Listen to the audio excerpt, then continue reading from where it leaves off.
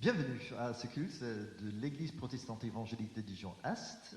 Bonjour Joël, comment vas-tu? Bonjour Paul, ça va très bien, je te remercie. Et toi? Oui, c'est bien. En fait, j'ai passé un très très bon week-end, le week-end dernier, avec les Vattiers. Pour toi, tes impressions? Mes impressions, elles sont nombreuses. Et en fait, j'ai pas mal réfléchi à tout ça. Tu sais, Paul, j'aime bien l'alternance. J'aime bien les cycles, ce qui n'a rien à voir avec les vélos qui font trop mal aux jambes pour moi. Tu vois, c'est un peu comme en musique, tension, détente, détente. Ouais, c'est comme la respiration, donc inspiration, expiration, jour, nuit, c'est ça? Exactement, on-off, bruit, silence, enseignement, assimilation. Si tu n'as que la détente en musique, tu t'ennuies. Si tu ne peux pas passer ta vie à inspirer, tu finis par étouffer, ou tu ne peux pas non plus supporter tout le temps le jour. Tu ne peux pas non plus être enseigné sans arrêt, avoir l'occasion de mettre en pratique, enfin bref. Oui, tu es bavard. Alors, les Vattiers. Tu es patient, Paul. Vous êtes patient, je vous remercie. Donc ce week-end, nous avons rencontré un couple à la fois très similaire et très différent de notre ancien couple pastoral de Franck et Sandrine. Similaire parce que de toute évidence, et avec toutes les discussions qu'on a eues avec eux, ils partagent le même amour de Dieu, la même volonté d'enseigner, de former, de transmettre, de faire vivre et avancer l'évangile. Et ça, c'était vraiment super de voir. Différents dans leurs attitudes, leur personnalité, quand vous songez, quand tu songes qu'on passerait d'un ex-footballeur devenu cycliste à un golfeur, il n'y a pas photo, c'est pas du tout le même monde. Non, on n'est pas sur la même planète. Hein. Voilà, non, pas du tout, effectivement. Donc voilà, j'ai passé un excellent week-end parce que j'ai vu justement cette possibilité de la poursuite d'un cycle que d'ailleurs Franck a poursuivi à ta suite. Et vos échanges, discussions? Riches, respectueuses, sincères, cordiales, et vraiment ça fait du bien de découvrir les gens dans ce contexte. Donc un bilan.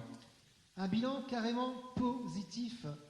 Alors, je ne sais pas quel est le leur, j'espère juste qu'ils ne sont pas juste repartis avec quelques kilos en trop, en plus en tout cas, mais j'espère qu'ils ont fait la rencontre de sœurs et de frères avec qui ils auraient envie de vivre leur ministère. Donc voilà, c'était un excellent week-end. Ouais, une chose qui m'a marqué, François dans son message, il voulait récapituler en un mot la vie chrétienne. Tu te souviens de ce mot? Ce mot, c'était la grâce. Oui, exact. Et moi, j'étais à l'université, je ne cherchais pas Dieu, et c'est lui qui m'a trouvé. J'ai découvert cette grâce de Dieu, cette faveur que je ne méritais pas, et je ne le mérite toujours pas. Et donc, j'apprécie tant cette grâce infinie de Dieu.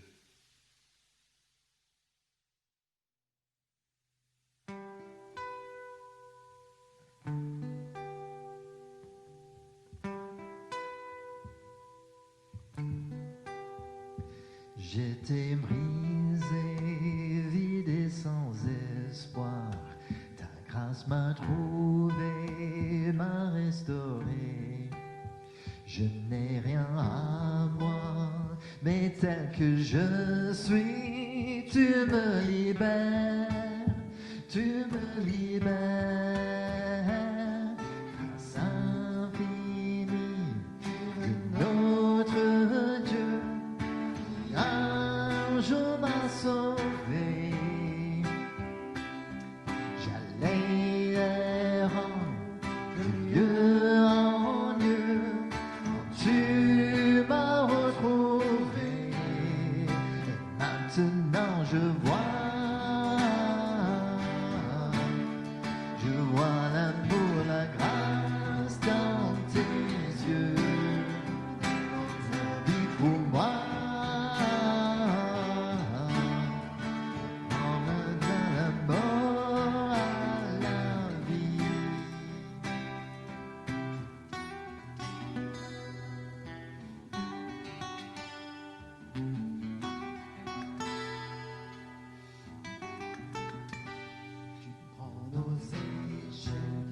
Tu prends nos faiblesses, tu places ton trésor dans des vases d'argile. Oh, prends mon cœur, Père, je veux te servir pour que tous voient ta vie en moi. Grâce infinie de notre Dieu, qui un jour m'a sauvé.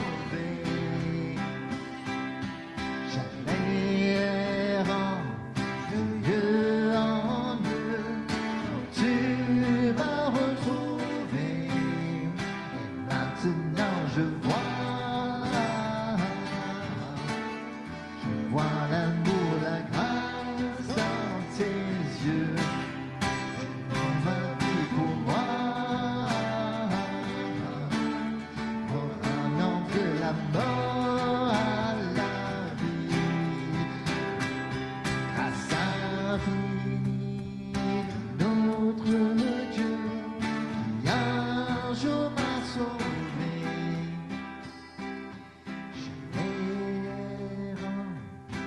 Je l'errant de Dieu en Dieu, quand tu m'as retrouvé.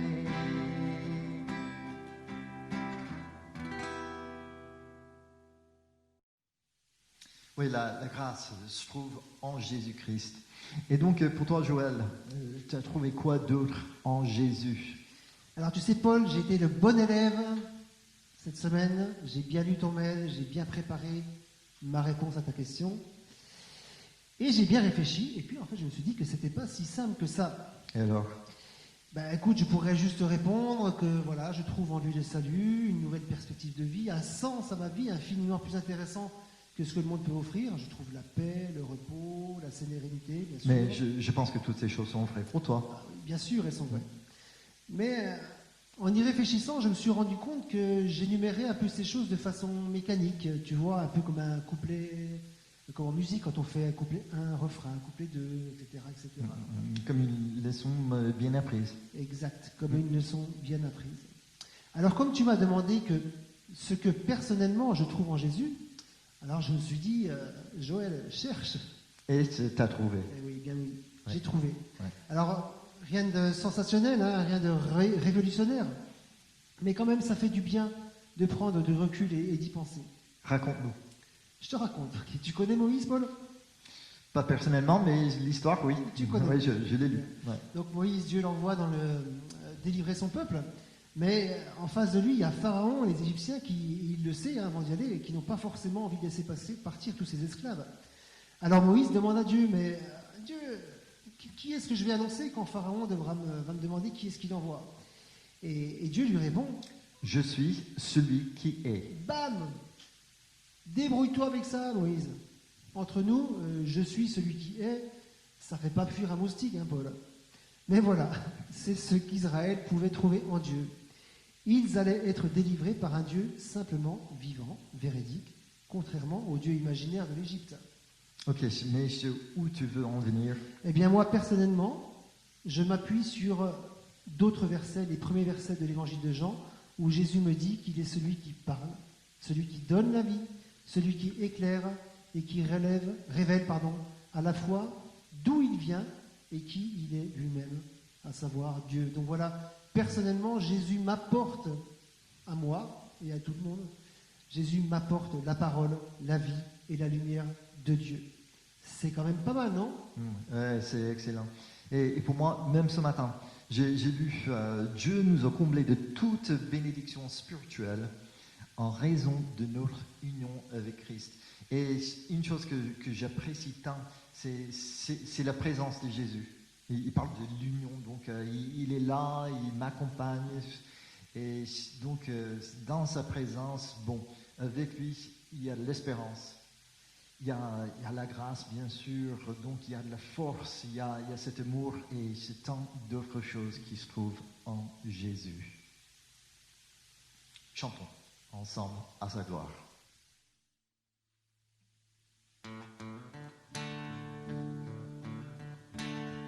En Jésus seul est mon espoir, lui ma lumière, ma force, mon chant. Pierre angulaire, solide rempart, même dans l'orage devient violent. Oh quel amour, oh quelle paix, les luttes cessent, l'intensité, mon réconfort, mon plus grand bien, dans l'amour du Christ je me tiens. En Jésus seul, tous ces péchés, dans un amour auquel mystère, ce don d'amour, de sainteté, aïe, toi ce qui va sauver, jusqu'à la croix, il est siré, la colère est tombée, tous mes péchés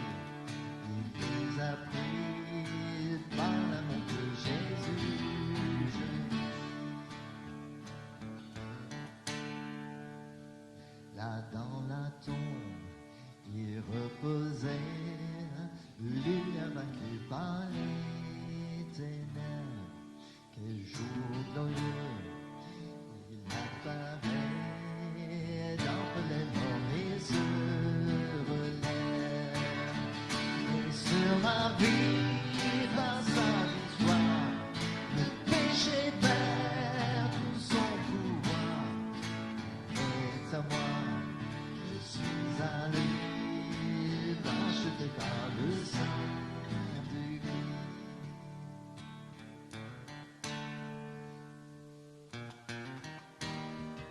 Je vis en paix, je me sens pas crainte, gardé par la puissance du Christ. Premier cri, au dernier souffle, Jésus est maître de ma vie. Les plans des hommes ou du malin peuvent arracher de sa main. Qui reviennent me rappelle par la force du Christ je tiendrai.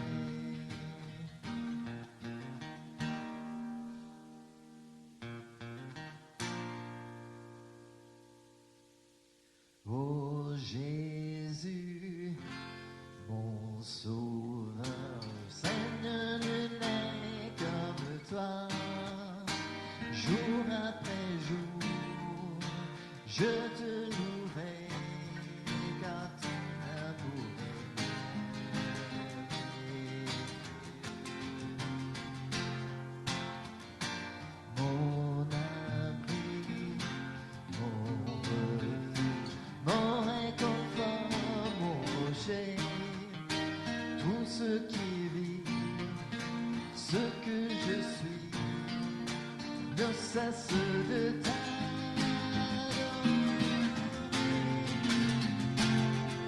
Chante au Seigneur, crie de joie, terre entière. À Dieu la gloire, la puissance et l'honneur. Les monts s'inclinent et les flots rugissent à l'écho de ton nom. Je vois tes œuvres et mon cœur crie de joie. Je t'aimerai, je tiendrai par la foi. Rien ne pourrait égaler tes promesses pour moi. Oh Jésus, oh Jésus, mon sauveur, Seigneur, nul n'est comme toi. Jour après jour, je te louerai, car ton amour est merveilleux.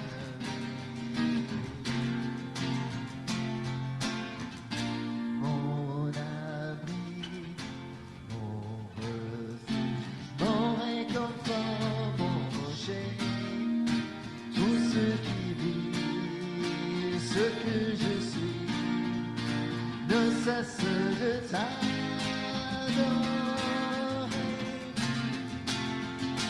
Chante au Seigneur, crie de joie, terre entière. À Dieu la gloire, la puissance et l'honneur. Les monts s'inclinent et les flots rugissent à l'écho de ton nom.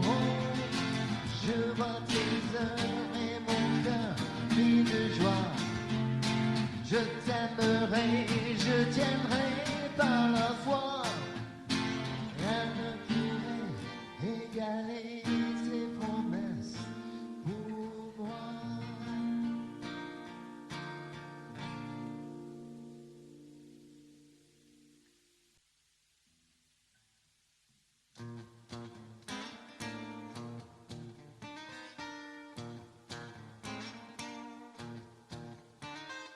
Peux-tu briser du péché le pouvoir? La force est en Christ, la force est en Christ. Si dans ton cœur tu veux le recevoir, la force est dans le sang de Christ. Je suis fort, fort, plus que vainqueur par le sang de Jésus. Je suis fort, fort.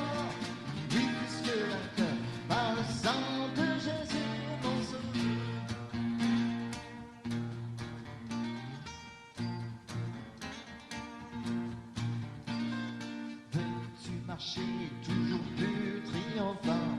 La force est en Christ, force est en Christ. Pour te garder, Jésus est tout puissant. La force est dans le sang de Christ. Je suis fort, fort, plus que vainqueur par le sang de Jésus. Je suis fort, fort, oui, plus que vainqueur par le sang de Jésus.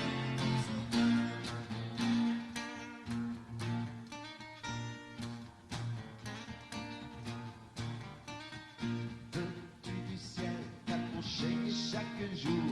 La force est en Christ, la force est en Christ. Jésus demeurer pour toujours. La force est dans le sang de Christ. Je suis fort, fort, plus que vainqueur par le sang de Jésus. Je suis fort, fort, oui, plus que vainqueur par le sang de Jésus, mon sauveur. Je suis fort, fort, oui, plus que vainqueur par le sang de Jésus. Je suis fort, oui, plus que vainqueur par le sang de Jésus, mon sauveur.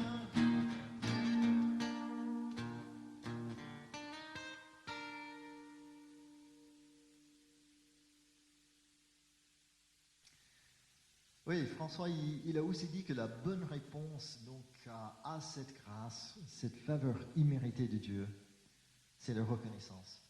Donc nous allons prendre du temps pour prier, c'est pour remercier Jésus. Nous pouvons le remercier pour ce qu'il est, pour ce qu'il a fait, ce qu'il fait aujourd'hui, parce qu'on avait parlé de ces bénédictions qui se trouvent en lui, et aussi pour ce qu'il fera. Prions le Seigneur ensemble.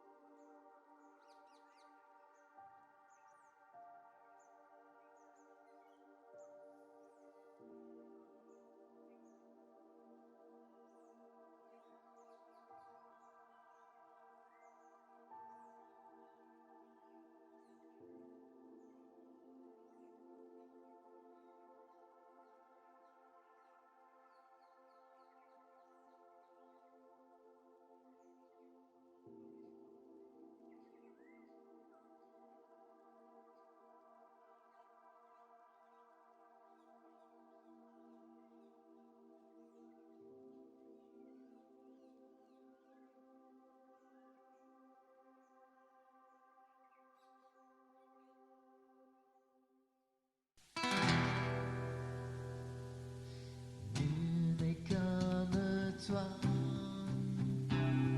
du puissant éternel. Tu nous as consolés, tu nous as relevés. Ton amour est si fort, resterai sauvé. Tu es merveilleux, tout ce que tu fais. Tu es merveilleux, tout ce que tu fais. Nul n'est comme toi. Père et un ami, si tendre et si patient,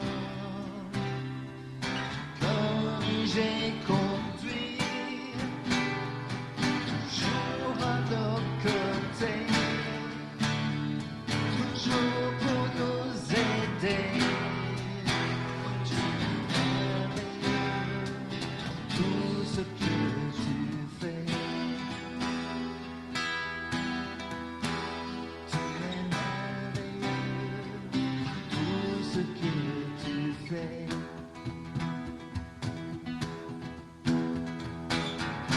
Et comme toi, l'amour et de paix, c'est vérité. En toi tu es parfait, lumière et sainteté,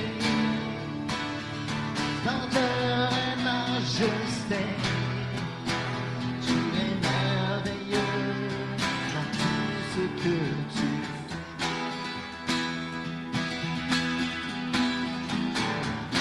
Merveilleux dans tout ce que tu fais. Tu es merveilleux dans tout ce que tu es. Père est mon sauveur, âme est mon Seigneur.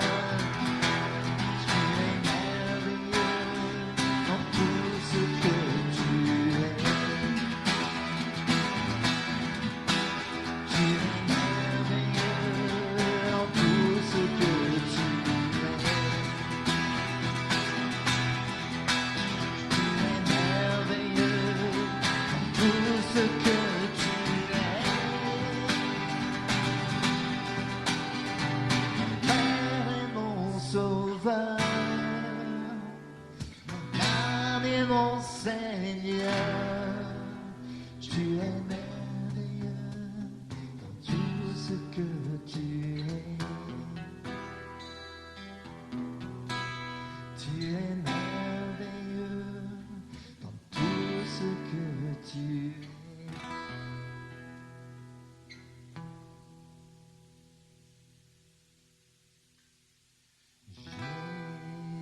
Jésus,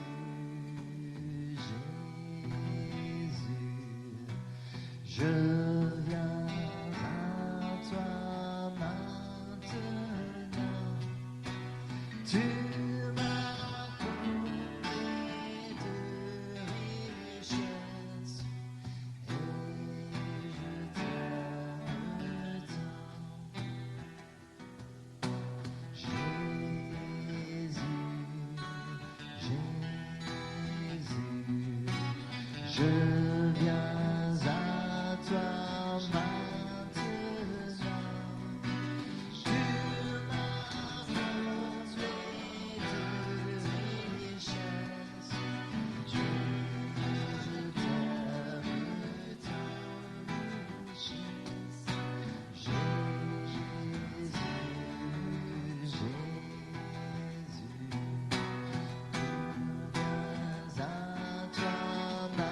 Jésus,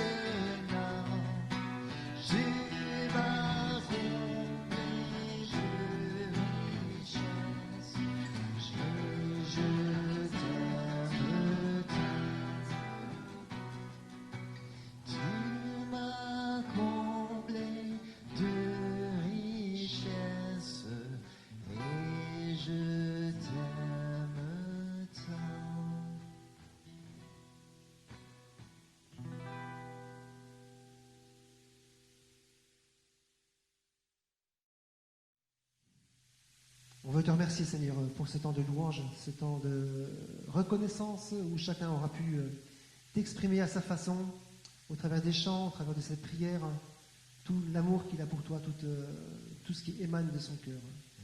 Merci, mon Dieu, de renouveler en nous cette adoration. On t'apporte Franck maintenant qui va nous apporter la prédication.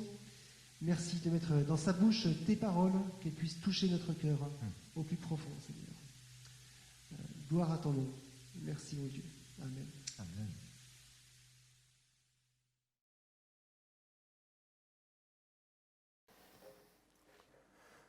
Bonjour à tous.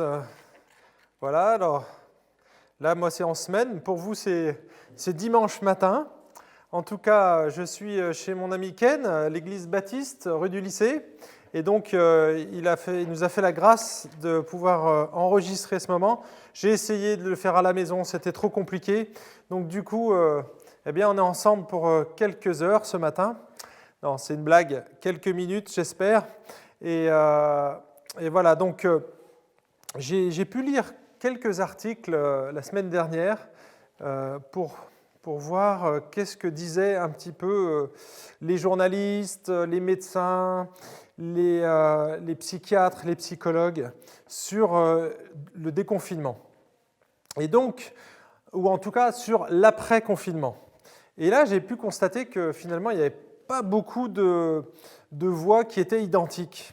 Et donc, on peut appréhender cette situation de manière différente. D'un côté, il y a les optimistes qui voient dans le confinement vraiment une sorte d'opportunité et ils pensent que le monde va changer positivement après le Covid-19. Ils pensent que les gens seront plus responsables, plus respectueux de la nature, plus solidaires. Bref, ils voient ce temps comme une vraie bénédiction.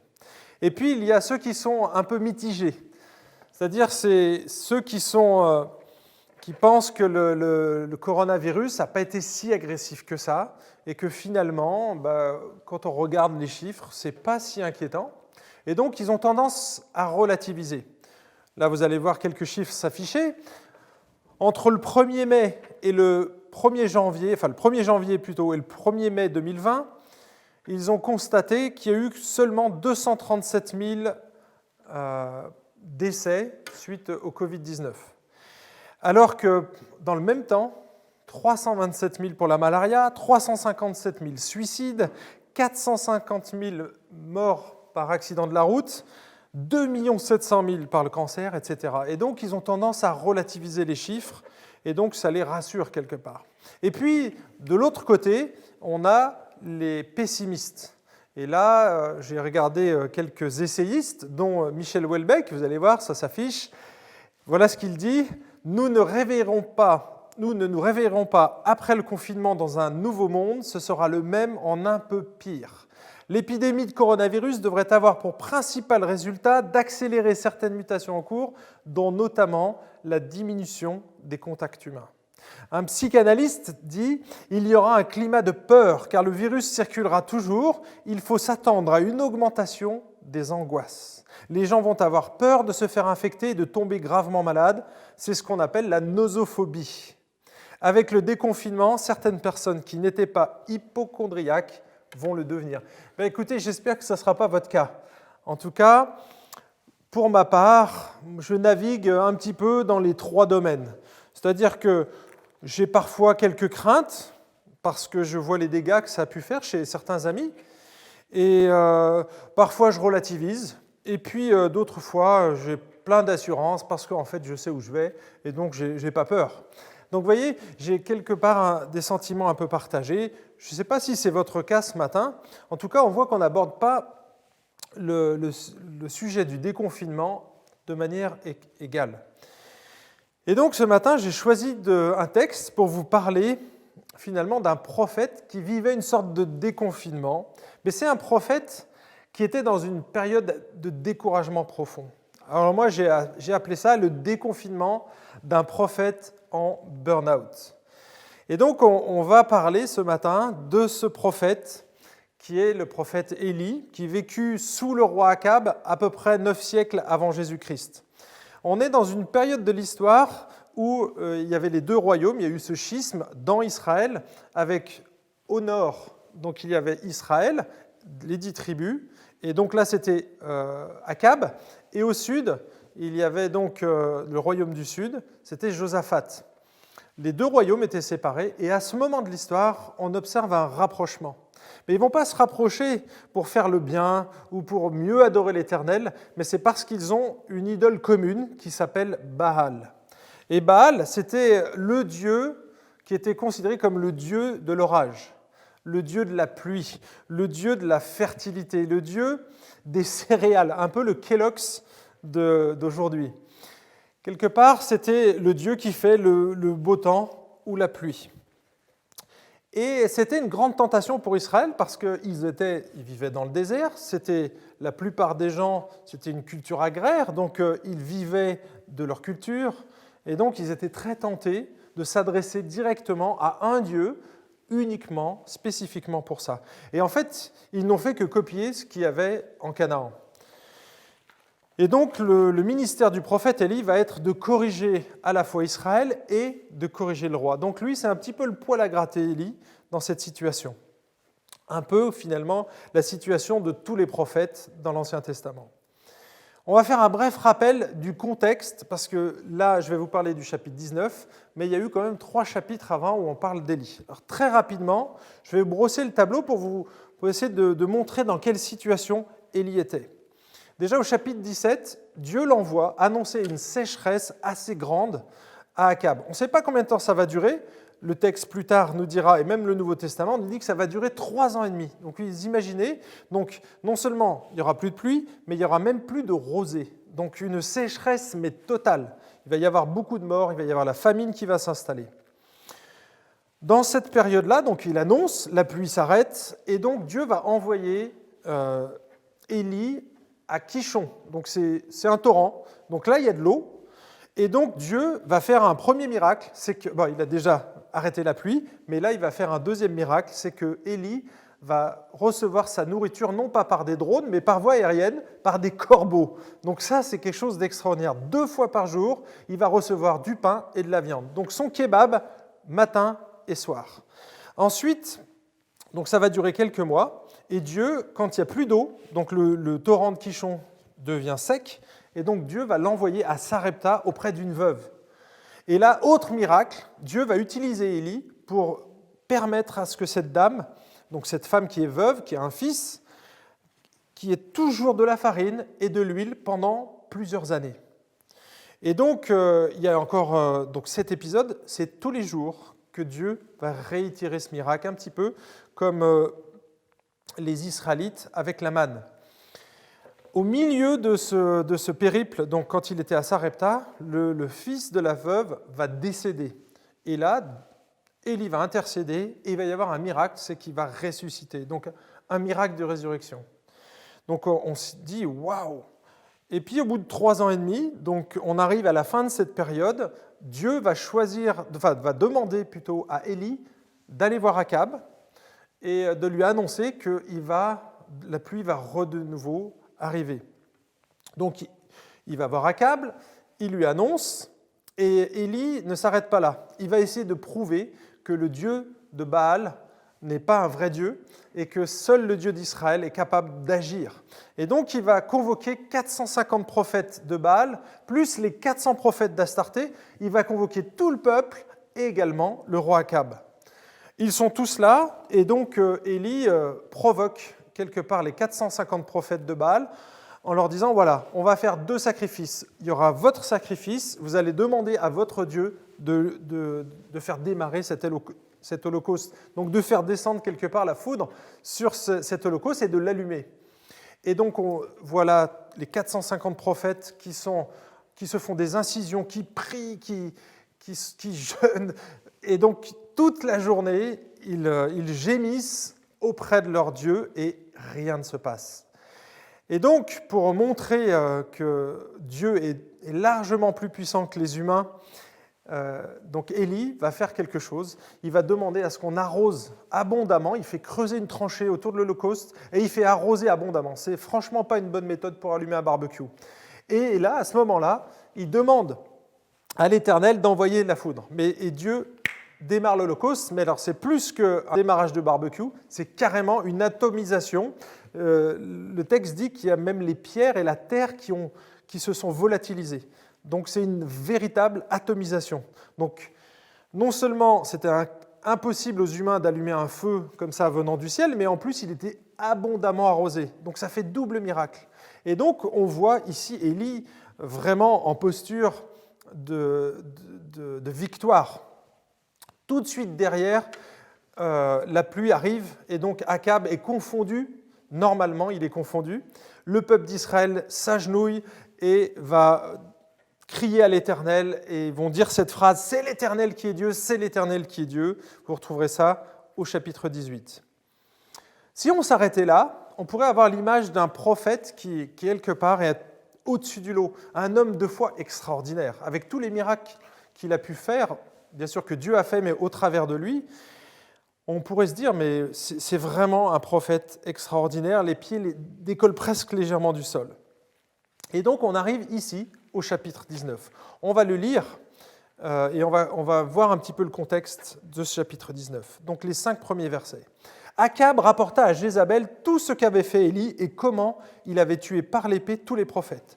Jézabel envoya un messager à Élie pour lui dire « Que les dieux me fassent ceci et qu'il ajoute encore cela si demain, à 7 heures, je ne fais pas de ta vie ce que tu as fait de la vie de chacun d'eux. » Élie, voyant cela, se leva et s'en alla pour sauver sa vie. Il arriva à Beersheba, qui appartient à Juda, et il laissa son jeune serviteur. Quant à lui, il alla dans le désert à 1 journée de marche. Il s'assit sous un genêt et demanda la mort en disant « C'en est trop maintenant, Éternel, prends ma vie, car je ne suis pas meilleur que mes pères. » Il se coucha et s'endormit sous un genêt.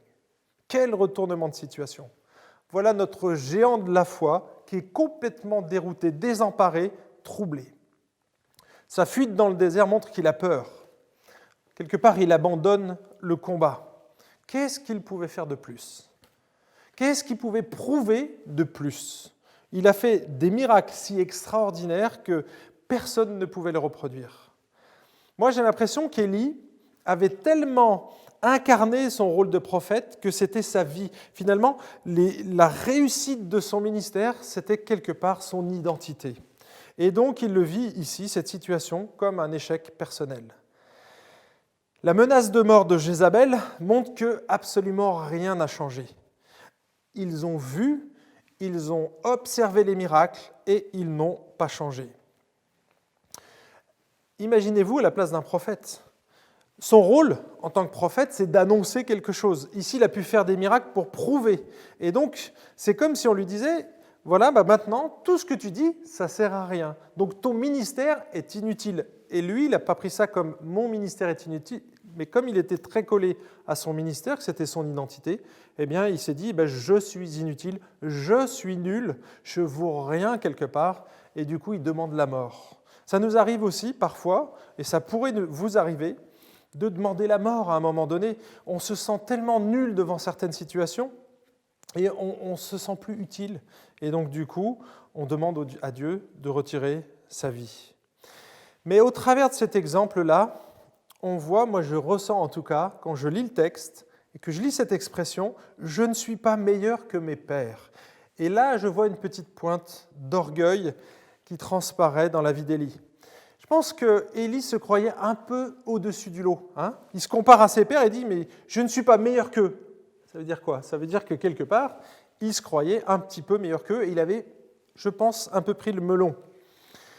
Quelque part, il se disait « moi je suis une sorte d'homme providentiel ». Et donc, il pensait que Dieu allait compter sur lui pour remettre les choses en ordre en Israël, et ce n'est pas ce qui se passe. Donc Dieu va faire des miracles au travers de sa main, mais le peuple et Akab ne va pas changer. La preuve, c'est que Jézabel va demander à ce qu'on le tue. J'ai oublié de mentionner ce petit détail, mais quand les prophètes ont été profondément humiliés, tout de suite derrière, les 450 prophètes ont été exécutés, selon ce que demandait la loi. C'est que les faux prophètes, quand on détourne le peuple de Dieu, qu'on raconte des mensonges, eh bien, c'est une exécution. Là, ils se sont fait égorger. Et donc, Jézabel veut lui réserver le même sort que lui a réservé à ses prophètes. Ici, je vois un Élie profondément déçu. Il pensait réussir là où tous les autres avaient échoué. Mais il pensait aussi que Dieu allait une fois de plus répondre par un miracle extraordinaire. Et là, Dieu n'a absolument rien fait. Et donc, je vois ici un prophète profondément déçu, probablement même amer. Et il voyait que Dieu était capable de faire des choses extraordinaires, il s'y attendait, et comme Dieu n'a rien fait, il a sombré dans une forme de dépression. Moi, j'ai appelé ça un burn-out, vous l'appelez comme vous voulez, mais c'est une forme de profond découragement. Et ce que j'aimerais qu'on observe ce matin, c'est comment Dieu va rétablir son serviteur. Et donc, on va lire la suite, et c'est le premier point, c'est que Dieu se préoccupe de son état physique et émotionnel. On va lire les versets 5 à 8. « Or, voici qu'un ange le toucha et lui dit « Lève-toi, mange. » Il regarda, et il y avait à son chevet un gâteau sur des pierres chaudes et une cruche d'eau. Il mangea et but, et puis se recoucha. L'ange de l'Éternel vint une seconde fois, le toucha et dit « Lève-toi, mange, car le chemin sera trop long pour toi. » Il se leva, mangea et but. Avec la force que lui donna cette nourriture, il marcha 40 jours et 40 nuits jusqu'à la montagne de Dieu, à Horeb. Vous voyez ici, on voit Dieu qui prend soin de son corps. Il va envoyer un ange, donc fait de chair et d'os. Donc il est bien matérialisé, cet ange-là. Et donc cet ange va lui apporter à manger et à boire. Regardez l'expression qui revient 2 fois dans le texte. Très intéressant. Il lui dit « Lève-toi, mange. Lève-toi, mange. » Je ne sais pas si vous avez été déjà dans un profond découragement, mais quand on est dans cet état-là, on préfère franchement rester sous sa couette. On n'a pas envie de se lever, on a envie de rien faire. On n'a ni envie de manger, ni envie de voir les autres. Et donc on s'isole. Et c'est ce que va faire ici Élie. Il s'isole, il part dans le désert, et puis il se couche. Et il reste sous sa couette enfermé. Et le fait qu'un ange vienne physiquement le relever comme ça, c'est quelque part, c'est un petit peu l'aiguillon, il va le bousculer. Je sais que pour avoir eu des amis dépressifs, et les médecins le disent aujourd'hui, c'est qu'un dépressif ou quelqu'un qui sombre dans cette situation-là a besoin d'un aiguillon, besoin de quelqu'un, d'un assistant, d'une aide pour justement le remotiver. Et c'est le rôle de cet ange ici. Peut-être que vous avez, vous aussi, été découragé à un moment donné. Et moi, je me souviens quand j'ai traversé des périodes difficiles. Ça peut être pas forcément ce que vivait Élie, mais une déception, une profonde déception. Et donc, quand il y a quelqu'un qui est à nos côtés, alors c'est soit notre maman, soit quand on est en coloc, ça peut être un collègue, ça peut être aussi notre épouse, eh bien, quand elle nous propose de nous lever, ou qu'elle nous suggère fortement de nous lever, eh bien, ça nous aide. Et elle nous a préparé peut-être même qu'une biscotte avec un petit peu de tisane. Ça nous aide à reprendre pied et à nous requinquer quelque part. Ça nous aide à reprendre goût à la vie. Vous avez remarqué que l'ange le laisse dormir. Donc il lui donne à manger et à boire, il le réveille, et là il le laisse dormir. Donc il le laisse se restaurer. Et le repos fait partie de la guérison. Vous savez qu'un burn-out, en généralement, c'est un épuisement général. Ce n'est pas simplement un épuisement psychique, c'est un épuisement intellectuel, spirituel et physique. Le corps lâche. Et c'est ce qui se passe ici, en tout cas, c'est ce que j'observe. Et je pense qu'en lui demandant de remanger normalement, correctement, de se reposer, et donc en le poussant un petit peu, eh bien, il participe quelque part à requinquer son corps. Mais Dieu ne s'arrête pas là, il prend aussi soin de ses émotions. Vous avez remarqué, l'ange a précisé que c'était des galettes sur une pierre chaude, donc des galettes chaudes. Et il me semble qu'ici, Dieu met l'accent sur le facteur plaisir. Imaginez-vous à la place d'un prophète. Vous savez ce que mangeaient les prophètes. Dans l'Ancienne Alliance et même Jean-Baptiste, la Bible dit qu'il mangeait des sauterelles. Donc ils étaient dans le désert, ils mangeaient des sauterelles. J'ai mangé des criquets, moi, en Thaïlande. C'est pas mauvais, mais ça manque un peu de douceur. Bon, en Thaïlande, ils rajoutent des épices et du piment, donc c'est un peu fort. Mais là, on voit les prophètes qui mangeaient à la fois des sauterelles et du miel. Il y avait les protéines d'un côté et la douceur de l'autre. Et il me semble qu'ici, c'est un peu de douceur que Dieu est en train de donner à son prophète. C'était des galettes chaudes. Ça me rappelle un peu la Madeleine, on dit Madeleine de Proust, c'est une expression aujourd'hui, mais la Madeleine de Proust, ça va évoquer quelque chose de positif, quelque chose soit de son enfance, soit ça lui rappelle ce qu'il a vécu quand il était au bord du torrent à Quichon, où il recevait à manger. Il avait à manger, à boire, et c'est Dieu. Donc ça lui rappelle quelque part la providence de Dieu, et ça lui rappelle aussi Sarepta, parce que cette femme qui elle-même faisait les galettes tous les jours, elle devait lui servir probablement des galettes chaudes, et ça lui rappelait la bienveillance de Dieu à son égard. Et donc du coup, on voit qu'un prophète, dans cette période-là, ne mangeait pas 5 fruits et légumes. C'était la sécheresse, il n'y avait ni l'un ni l'autre. Et donc, du coup, on sait qu'aujourd'hui, les nutritionnistes le disent, et là je vais vous en citer un, nous disent qu'une mauvaise alimentation peut jouer, influer sur notre morale. Je vous lis ici un nutritionniste, il dit « Ce que nous mangeons influence notre humeur, et de nombreux aliments permettraient même de chasser la déprime. Oméga 3 pour l'équilibre émotionnel, millepertuis contre le blues, le chocolat pour retrouver le sourire. » Alors je ne sais pas si vous traversez une période difficile, une période de découragement, mais ne négligez pas ce côté plaisir. Ne vous privez pas de tout dans ces moments-là. Alors ici, moi qui suis sportif, et là j'ai mon ami Ken qui est juste à côté, en fait, j'aurais aimé savoir quelle était la céréale que Dieu a donnée à Élie. Vous avez remarqué le texte ? Il a pris de cette céréale et pendant 40 jours et 40 nuits, il n'a pas remangé et il a eu suffisamment de force pour grimper sur la montagne à Horeb. Et là, je me dis, waouh, qu'est-ce que j'aurais aimé avoir cette barre de céréales. Alors pourquoi on a ce petit détail ? Eh bien, tout simplement parce que Élie avait besoin de ce temps-là pour réfléchir à la fois sur lui, sur la situation, mais également sur Dieu. Quelle était sa compréhension de ce Dieu ? Et c'est là où on arrive au deuxième point, et c'est à partir du verset 9, c'est que Dieu a pris soin de son corps, de son état émotionnel, et maintenant il va prendre soin de son cœur, donc de son état spirituel. Là-bas, il entra dans la grotte et il passa la nuit. Or, voici que la parole de l'Éternel fut adressée en ces mots. « Que fais-tu ici, Élie » Il répondit, « J'ai déployé mon zèle pour l'Éternel, le Dieu des armées, car les Israélites ont abandonné ton alliance. Ils ont renversé tes autels, ils ont tué par l'épée tes prophètes. Je suis resté moi seul, et ils cherchent à prendre ma vie. » Vous voyez ici, Élie percevait la réalité, mais d'une manière complètement déformée. Et il se croyait seul face au monde des ténèbres. Il jouait un petit peu son Calimero.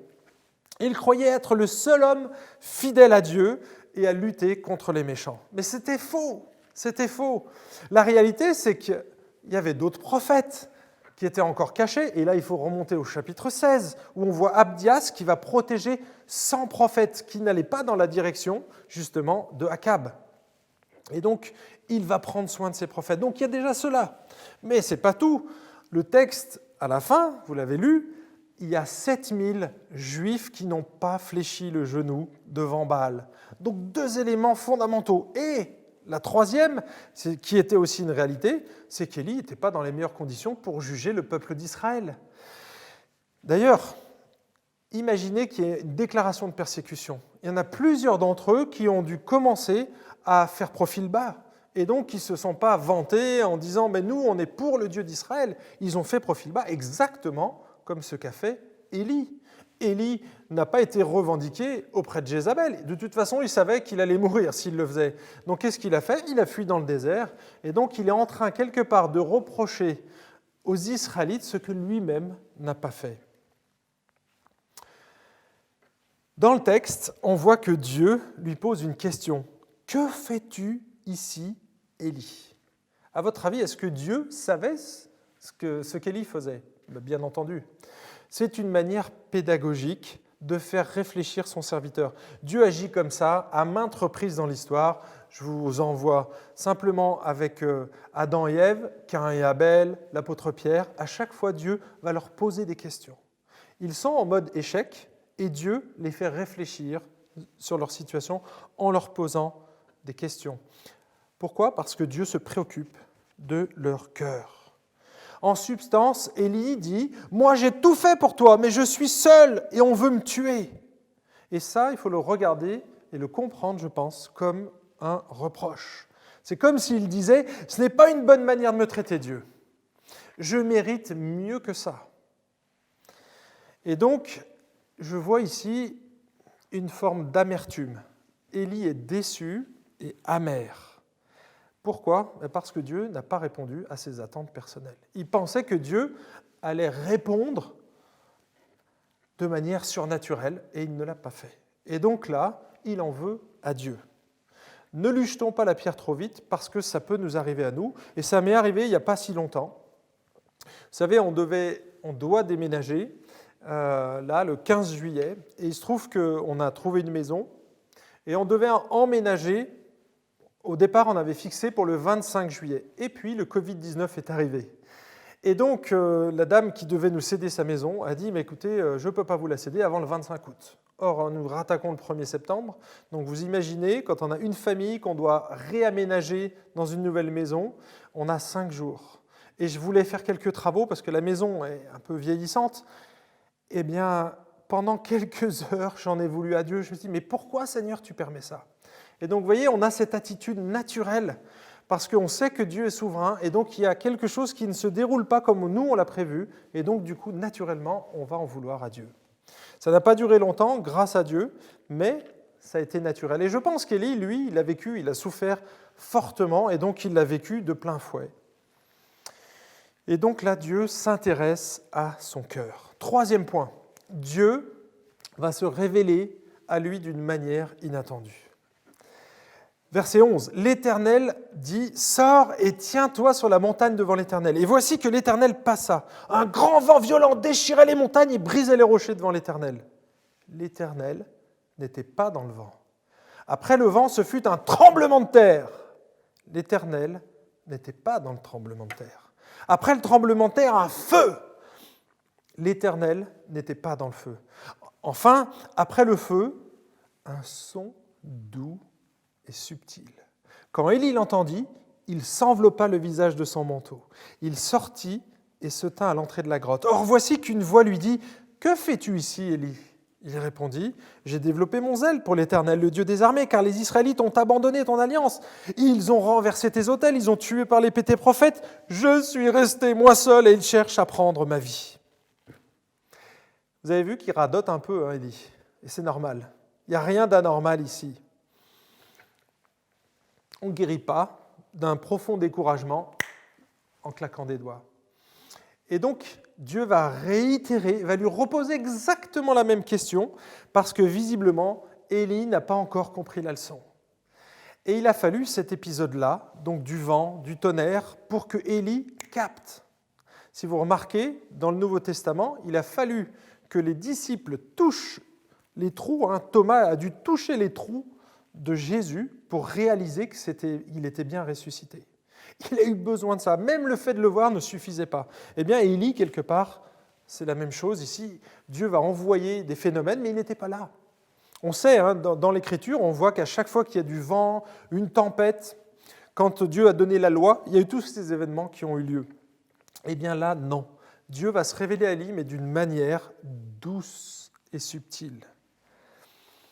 Dieu lui repose les mêmes questions parce qu'il veut que son serviteur réalise des choses. Il veut que son serviteur mette des mots sur des mots. Donc des mots MOTS sur des mots MAUX. Et donc on sait que quand on parle des choses, il faut que ça sorte. Eh bien peu à peu, on arrive à comprendre mieux les choses, à prendre un peu de recul, à prendre de la perspective. Et c'est une manière aussi que Dieu va utiliser pour parler à son cœur. C'est dans ces moments-là qu'on est le plus réceptif à ce que Dieu veut nous enseigner, nous révéler de lui. En permettant la souffrance, Dieu va attirer notre attention sur lui. Généralement, quand on est dans une période de découragement, quand on a vécu quelque chose de difficile, où est-ce qu'on focalise nos regards ? Sur le problème, sur nos bourreaux quelque part. Et Dieu est en train de réorienter les regards d'Élie sur autre chose. Tu t'attendais à moi dans une puissance extraordinaire ? Eh bien non. Maintenant, tu vas voir que je peux me révéler à toi d'une manière douce et subtile. Et là, c'était quelque chose qu'Élie ignorait complètement. Il avait connu la gloire quelque part et maintenant, il était dans l'échec et il allait connaître Dieu sous une autre facette. Quand je dis que Dieu réoriente ses regards, c'est ce qu'il fait, et c'est à partir du verset 15, Dieu va lui confier une nouvelle mission, et c'est le 4e et dernier point. L'Éternel lui dit, « Va, reprends ton chemin par le désert jusqu'à Damas. Quand tu seras arrivé, tu donneras l'onction à Hazaël comme roi de Syrie. Tu donneras l'onction à Jéhu, fils de Nimshi, comme roi d'Israël, et tu donneras l'onction à Élisée, fils de Shaphat, d'Aphel-Méola, comme prophète à ta place. Il arrivera que celui qui échappera à l'épée de Hazaël, Jéhu le fera mourir. Et celui qui échappera à l'épée de Jéhu, Élisée le fera mourir. Mais je laisserai en Israël 7000 hommes, tous ceux qui n'ont pas fléchi les genoux devant Baal et dont la bouche ne l'a pas baisé. » Ici, Dieu réoriente les pensées d'Élie en lui confiant une nouvelle mission. Vous avez remarqué, il doit oindre, donc bénir, le roi ennemi d'Israël. Hazaël, c'était l'ennemi d'Israël. Pourquoi le prophète Élie devait bénir cet homme ? Tout simplement parce qu'il allait châtier Israël. Châtier toute cette idolâtrie. Et dans l'Ancienne Alliance, on voit à maintes reprises Dieu agir de cette manière-là. Il utilise un peuple pour aller châtier Israël. Il l'a fait avec Nebuchadnezzar. Il a utilisé l'armée de Babylone pour aller châtier Israël et déporter ce peuple. Et il l'a fait à plusieurs reprises. Donc, il bénit son ennemi. Il lui demande aussi de bénir le futur roi d'Israël, c'est-à-dire le remplaçant d'Akab. Pourquoi ? Tout simplement pour que Israël reparte sur des bases saines. Donc il va châtier et quelque part il va mettre un remplaçant derrière.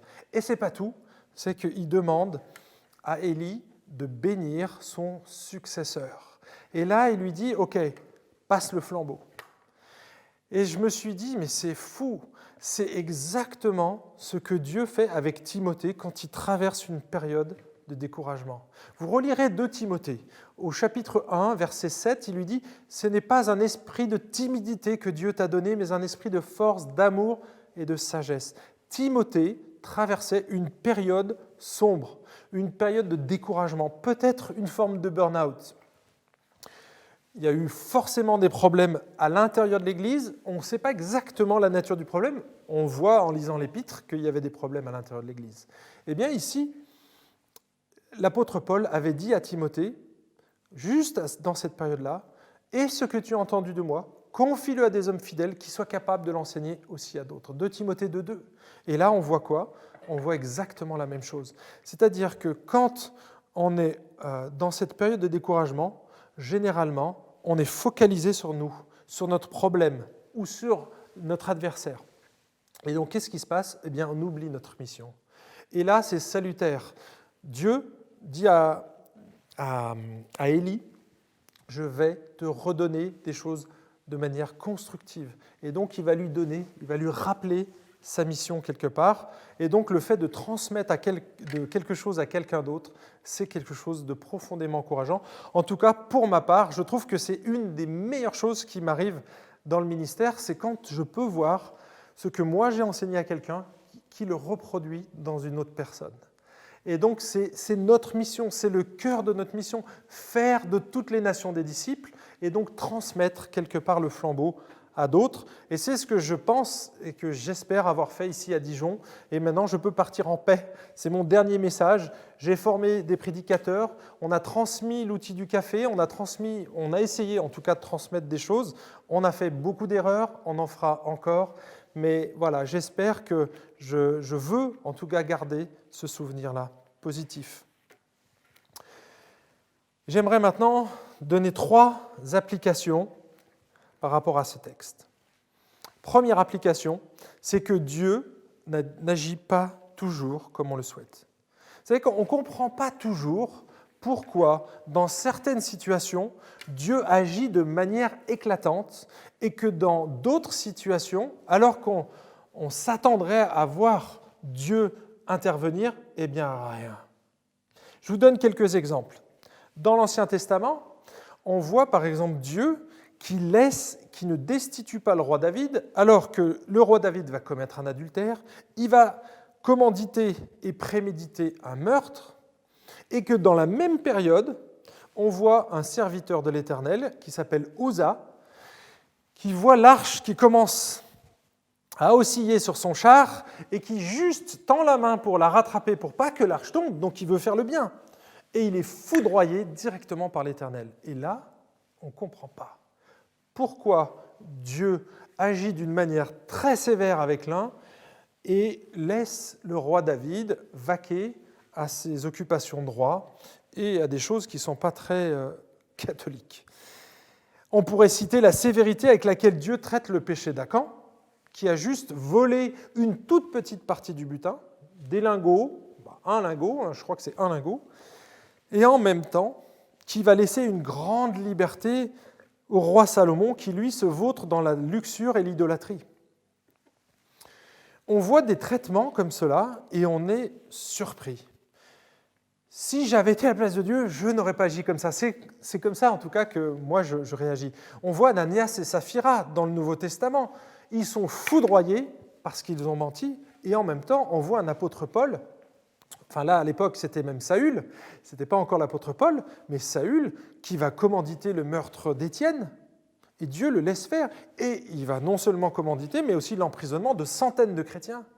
Et bien sûr, des meurtres. Et il laisse faire le futur apôtre Paul. On ne comprend pas toujours pourquoi Dieu permet certaines situations. Je pourrais encore vous citer un exemple plus contemporain, celui de mon beau-père. Mon beau-père a 86 ans cette année. À l'âge de 13 ans, il a vécu une explosion, il a perdu sa maman et il a été gravement brûlé au niveau des jambes. Et donc, du coup, mon beau-père, pendant des années, a lutté par rapport à... Donc, il n'a plus de réseau lymphatique, donc il a eu beaucoup de difficultés à marcher, bref, il a eu beaucoup de rééducation. Et tout au long de sa vie, il a eu 3 cancers. Donc, vous imaginez, 3 cancers. À chaque fois, Dieu l'a guéri. Des gens ont prié pour lui, des anciens lui ont mis de l'huile et ont prié, bien sûr, pour lui, et Dieu l'a miraculeusement guéri. Mais je serais malhonnête si je vous laissais simplement avec cet exemple en vous disant « mais Dieu, il agit toujours comme ça ». Parce que je pourrais vous citer aussi des hommes de Dieu, je pense ici à des amis à moi, qui avaient la cinquantaine, qui ont eu un cancer et qui sont morts. Je pourrais vous citer une amie aussi qui s'est convertie en même temps que moi, qui a 43 ans, a été atteinte du cancer du pancréas et est partie en moins de 15 jours, laissant derrière elle 5 enfants. Je pourrais vous citer de maintes situations comme ça où les hommes ont prié avec autant d'intensité, où j'ai prié pour ma propre mère avec autant d'intensité que pour mon beau-père. Lui a été guéri, ma maman a été emportée par le cancer en moins de 2 mois. Et on ne comprend pas. Dieu est mystérieux. Dieu est parfois incompréhensible, imprévisible. Et quelque part, ce n'est pas plus mal, parce que ça nous maintient à nous dans l'humilité et la foi, et ça nous évite de mettre Dieu dans une boîte. On ne peut pas acheter Dieu, on ne peut pas canaliser Dieu, on ne peut pas le dompter. Dieu ne nous doit rien. Tout est grâce dans la vie. Tout ce dont nous jouissons ici, là, c'est une pure grâce. Dieu ne nous doit absolument rien. Je vous cite ici le psaume 115, verset 3. « Notre Dieu est au ciel et il fait tout ce qu'il veut. » Deuxième application.